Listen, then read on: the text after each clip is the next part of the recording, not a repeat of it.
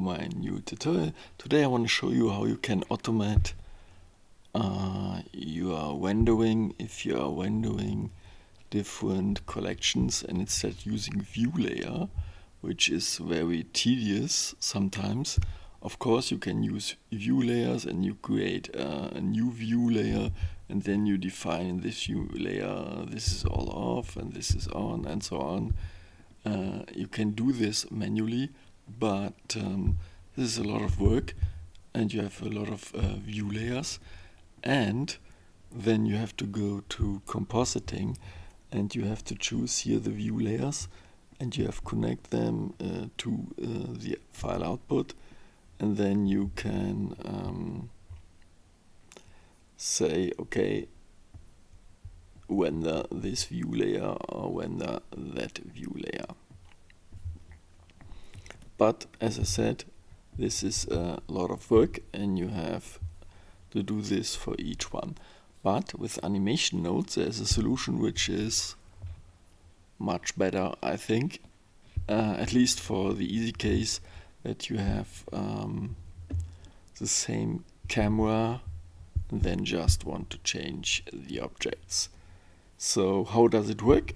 You just press render and it works, because on render 0 you see here the Audi TT, and it renders every collection which is here in the render, and you see on frame 0 this is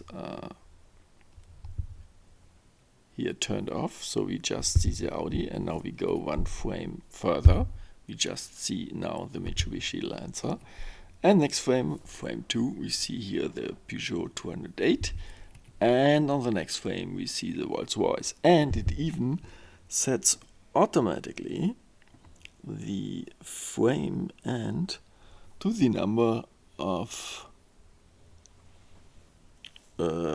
frames it needs. So we have here 4 collections, and if I now, example given, add a new collection in here, you will see it changes to 4. 0 to 4 is 5, and now we have 5 renders. And of course now if I go to 4, it's empty because here's nothing in here, but I could add a mesh here, example given a code, and you see it works. So if I change here the frame, it renders, and so we have automatic render. So now I want to show you how I did this, and I'm gonna start with a brand new file. So file new general. Of course you have to have animation nodes, which you can download. You can search for animation nodes in Google, and it says download animation nodes, and then you can install it, and you have to enable it here. You install it here by this install button in the preferences add-ons, and click here to make it on, and it's was made by Jacques-Luc, which is now, by the way, responsible for the new development nodes, and he does a great job there, I think, an amazing job. He's a genius in my eyes. So now, how do we do this? First we create here a collection. So we press M, new collection, and we call this collection render 1. And we want to push another collection where all the renders are in, so we press we create a new collection again, so we say new, and now we call this collection render. It doesn't matter, you can name it whatever you want. And I put the first, but I call this render 1. So here we have our cube, and now I create a new object. Let's just take a cylinder, and I press M again, and new collection, and I call this render 2. Okay, and of course this has to be in the render, so I can drag and drop this over here, and I add another one with example given text, animation nodes is great, whatever. And then I'm gonna move this to a new collection, render 3. Of course you can make as many collections as you want. That's up to you. Now we go here to animation nodes and make this a little bit bigger. And we make a new animation node tree, and we add here a collection info node. And this collection we need here is of course the vendor collection. And nice thing about geometry node, which is really great, is you can press W on nodes and you say here loop through or viewer. So now if you press viewer, and now you can choose the output objects. As you can see, all objects are children, so we choose children here. And you see now a list length of 3 because we have 3 collections here.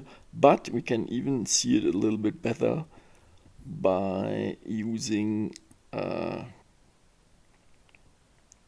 loop info node. Therefore, we press select the collection info node again, press W, we say loop children, and now we have here the invoke subprogram.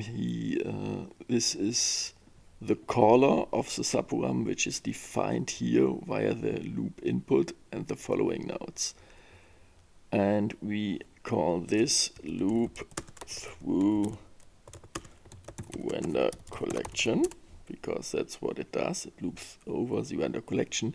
And if you now press here W again, we can say viewer again. We connect this to collection, and instead of viewer we use loop viewer. And if you connect this, you can see here a plus sign. If you press this plus sign, it creates a text object. And if I now open this text editor and I open there this text here, so I press here loop viewer, you see what's in the collection variable in the loop. So it's 3 times, it's our 3 collections here, and that's exactly what we need and want. And now we just have to loop over the objects in the collection info, of course, because we got a collection.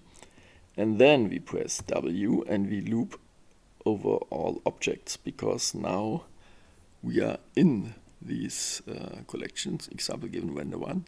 And here, of course, could be more than one object. I do this now just that you can see. And we call this loop over objects. And now we're gonna loop over all objects in these collections here. And of course we can also check this. We just copy the loop viewer and we connect now object to data. We delete this and create another one. And if you now open up another text view, but this time loop viewer 1, you see here we have the text object vendor 3. And that's because animation nodes always shows only the last entry of a loop, and the last entry of the collection is vendor 3. That's why we see here the entry of the last collection, which is the text.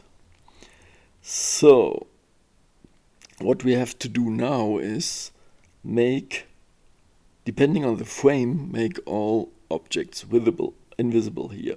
So we need first the frame. So now we got the frame, and we now have to ask the frame that whether it is the same. So we need compare. Is the frame the same as the index of the collection we are in? So the index is here in vendor 1 is 0, 1, 2.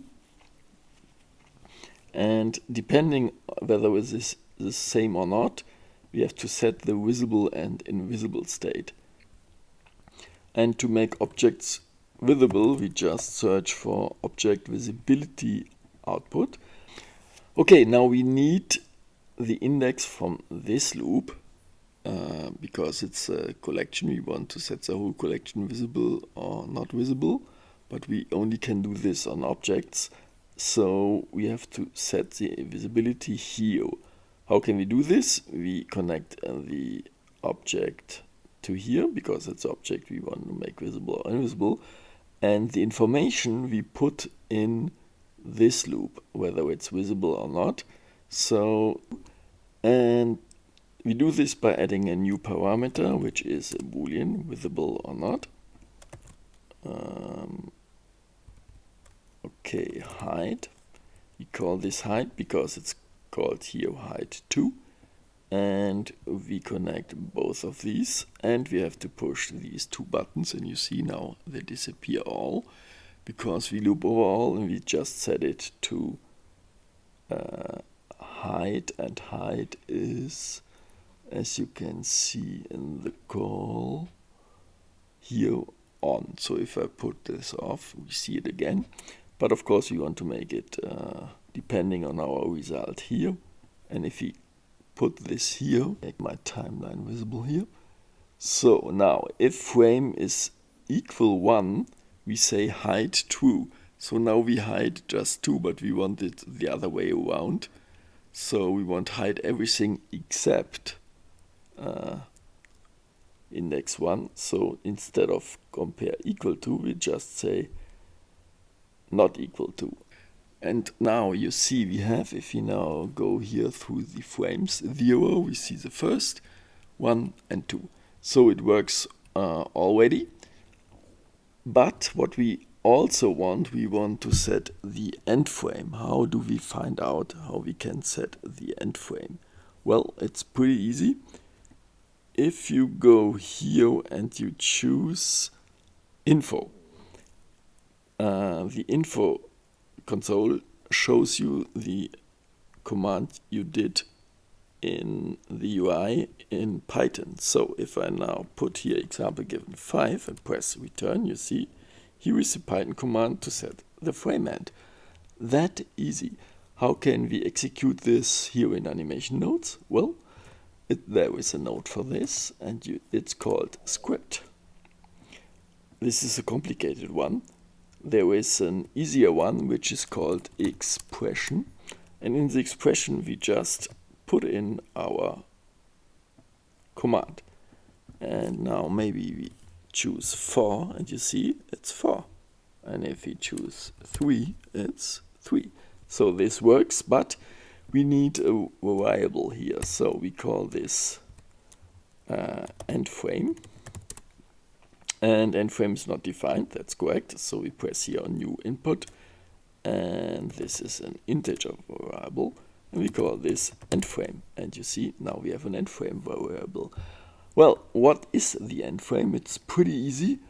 It's the length of the children minus 1, because index starts with 0. So we use here a mass node, and we say subtract 1, and we need a get length of our list. The list is the number of collections in the render, and we subtract this, we connect this to our end frame, and watch this, the end frame is 2, which is exactly right, 0, 1, 2. And if we now add collection here, we should get 3. And watch this, we have 3. And that's the tutorial. I hope you learned something. I hope you find it useful. Have fun. Bye.